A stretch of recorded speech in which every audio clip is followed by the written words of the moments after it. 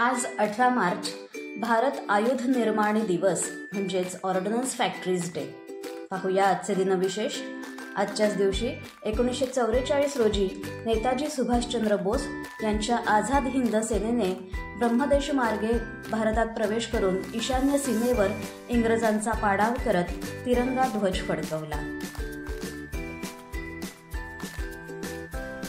18 मार्च 1965 रोजी सोव्हिएत युनियनचे अवकाश यात्री अलेक्सी लिओनोव्ह हे 12 मिनिटे 9 सेकंद अंतराळात चालणारे पहिले व्यक्ती ठरले।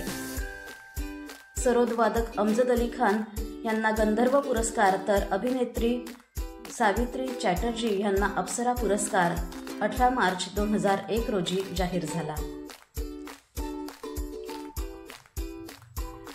छत्रपती शिवरायांच्या मनात स्वराज्याचा संकल्प निर्माण करणारे त्यांचे पिता शहाजीराजे भोसले यांची आज जयंती।